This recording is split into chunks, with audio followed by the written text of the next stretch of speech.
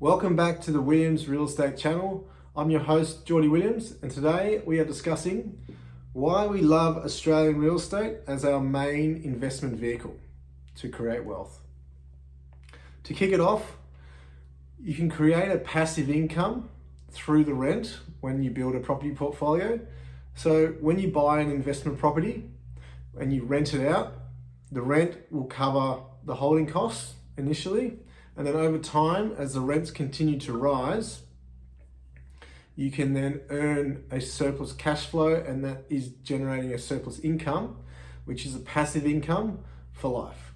And eventually, if you build a big enough and a sustainable property portfolio, you'll be able to get yourself in a position where you can replace your earned income through your job with the passive income through your property portfolio, which then will provide you the ability to work because you want to work, or change industries, provide you more flexibility, be able to go on holidays when you would like to, provide you financial freedom.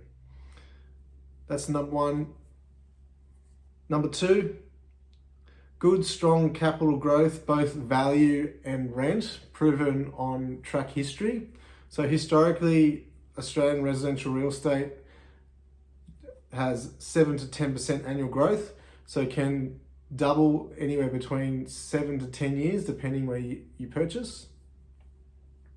It's a tangible asset, so unlike stocks, crypto, where they're liquid assets, it's a tangible asset. You can go touch, feel it, see it. It's there. It's physical. It's not going anywhere. It's a physical asset, so it provides some people with more comfort that they can actually visualize and see that that's where their wealth is. Number four, leverage. So leverage is where you borrow other people's money. In other words, borrow the bank's money to purchase a larger asset pool of property. So you can typically leverage 10 to 20% you need in capital. So you can leverage up an extra 80 or 90%. So if you have 100,000 in cash, you can buy up to $1 million in property and have a larger amount of assets that you can hold.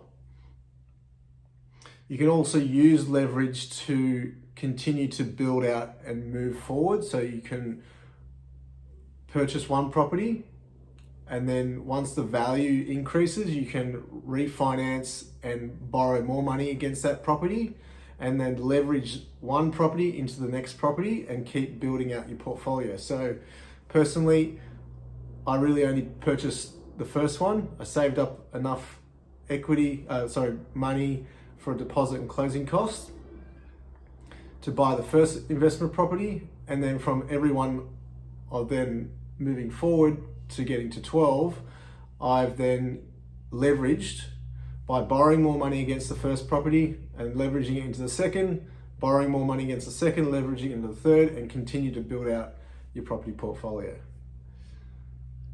Number five, it's easy to cash out equity. So equity is where you have, say, $1 million asset, and say you've got a $500,000 loan against that asset. You've got $500,000 worth of equity, which you can cash out up to typically 80% of the value. So there's $300,000 of equity that you could cash out.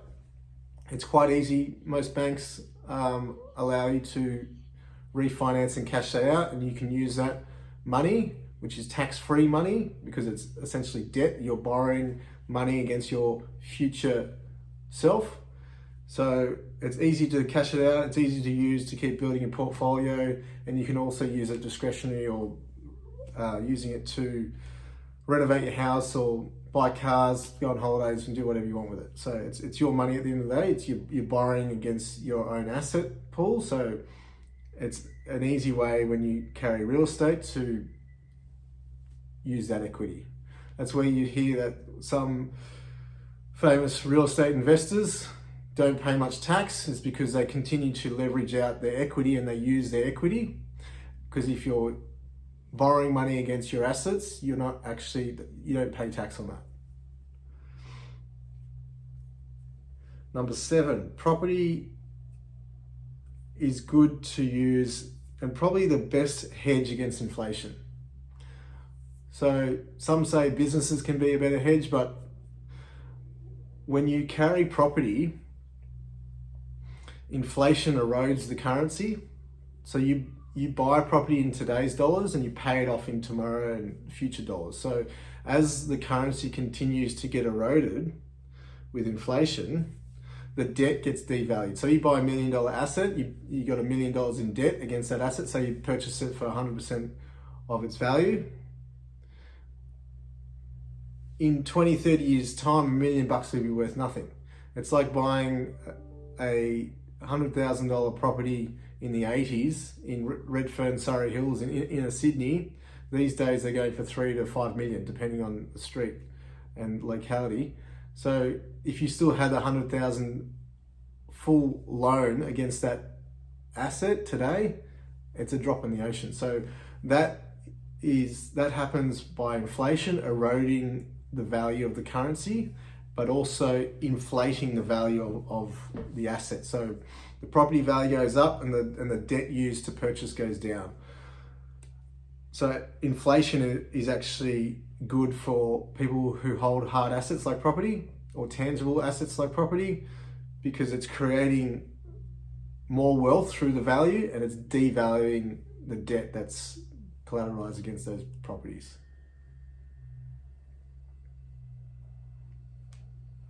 Demand will always be strong within Australia as we're a young, growing country. So that's a very good opportunity. As more net migrants come to Australia, wealthy migrants, the demand continues to grow, and it'll always, in our lifetime, in our children's lifetime, the demand for property in Australia will always grow, and it would never meet the supply will never hit the demand, because the lag between construction and new migrants coming to Australia is too far away, too spread. So very lucky country in that sense, that we are very early stages of growth, and there's huge amounts of potential nationally in Australia. Government intervention only drives the property market higher.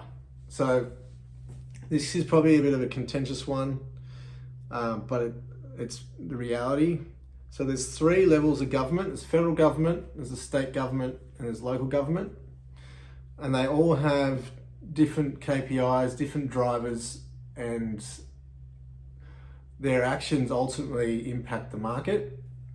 So top down, federal government, their main drive is to create a growing economy, prevent the Australian government going into Australian economy going into a recession, because their vested interest is they want to remain in power. If we drop into a recession now, and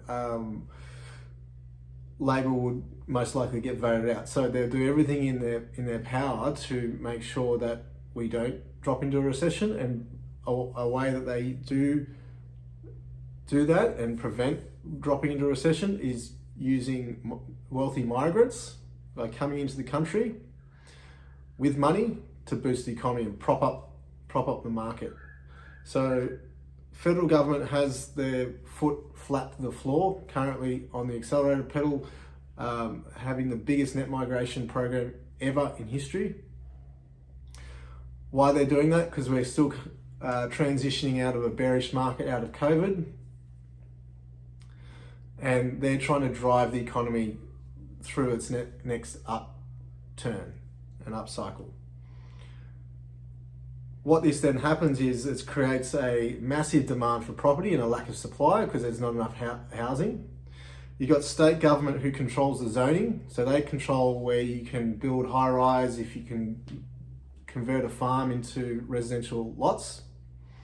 And generally speaking, Australia is quite anti-development, has one of the most strictest environmental regulations in the world. We've got so much land, so little population compared to land size. It was almost the same size of the states, and we've only got 26 million people versus over 360 million in the states. Yet our environmental planning laws are very strict, so that restricts supply. And then you got local government, who then they control development approvals, and councils are reluctant to approve new development and specifically larger developments in their own areas. So not in my backyard. They don't want high rise. They don't want new builds. They want to keep it all the same. When you've got federal government driving net migration figures the largest in history, you need housing. You need so the three layers of government, having the local government trying to restrict supply by knocking back DAs and taking forever to approve new development, that's slowing new supply of housing. You've got state government controlling where you can build new, and it's very outdated. It's still dated for the 70s and 80s, 50 years ago. And you got federal government with their foot flat to the floor on the accelerator pedal. So that ultimately drives a massive demand from the federal government and a lack of supply from local and state, which ultimately drives the market up. So these are the main reasons we love to invest in Australian real estate and in established Australian real estate. Thanks for watching.